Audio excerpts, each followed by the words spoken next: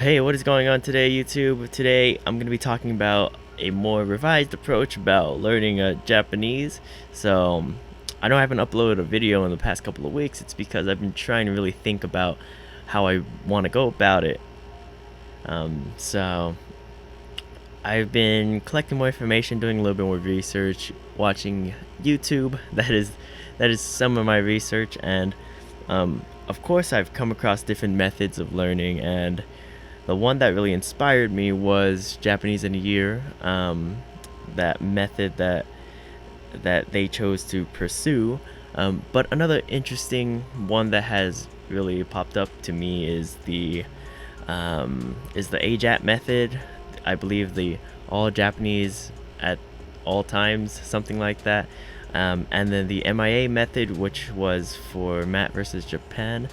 And those methods are, in terms of methodology, seem kind of solid in my opinion, because getting the input, you want to get a lot of input in the beginning. You don't want to really be outputting incorrectly.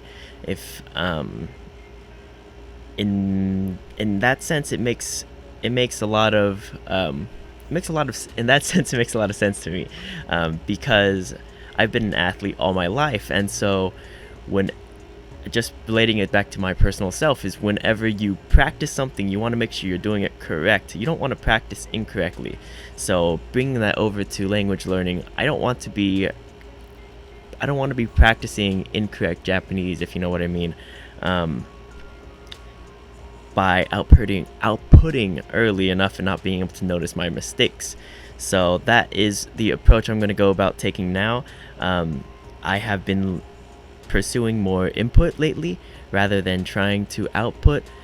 Definitely in my Japanese class, I still have to produce sentences and speak and whatnot, but I want to focus a little bit more on understanding and kind of immersing myself more in language. So that is going to be my new revised approach towards going about learning Japanese. I do still think that it's important to be able to practice the speaking part, but I want to be able to do that in an environment that would promote the most growth. So when I'm more experienced in listening to language, and if I have people if I can find like a tutor and whatnot for that. Additionally, so in terms of input, I think I've been listening. I mean, for the past couple of years, I've been digesting, or I've been listening to Japanese music, and I know that doesn't mean a lot in terms of experience-wise, but I feel like I've had a decent amount of exposure, at least to the language. So I think by giving myself some time to really practice on listening and getting all that input, it'll speed my recognition of the language a little bit quicker. That's just my opinion. Language learning is a very interesting phenomenon, but I do think that it is important to practice correctly.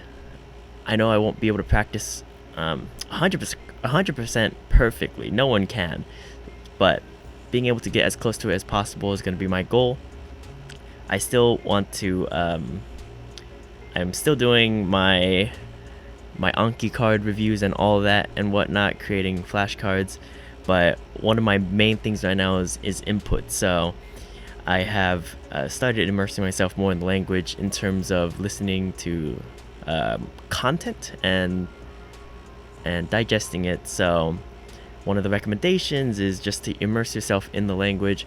I'm doing that by downloading or trying to find audio files for animes that I've watched and just putting those on Spotify and then listening to them while I do about my daily things. So not 100% consciously, not fully consciously listening to the Japanese, but here and there I'll hear something and I'll be like, oh, I've heard that before, so I might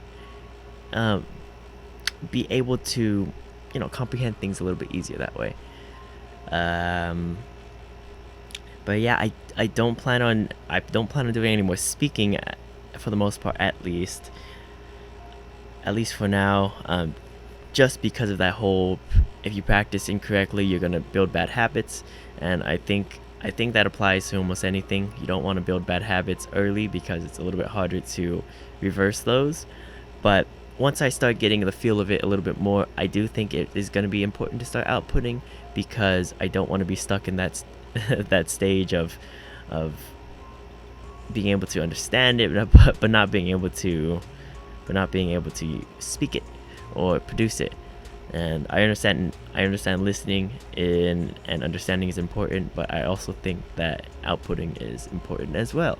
So that's just my quick little update for YouTube.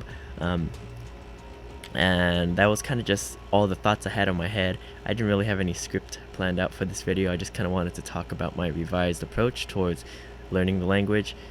And yeah, I still do my Anki cards. I still have to show y'all how I do the Anki cards. It's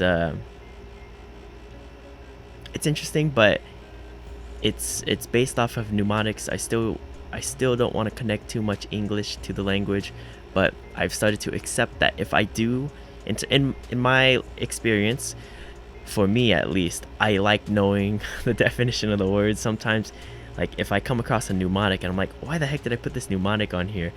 I will search up the definition of the word, or click the card and see what the actual English definition is, just because I don't want to create the language. So I don't want to form any arbitrary definition that's incorrect for the word that I'm learning. You know what I mean?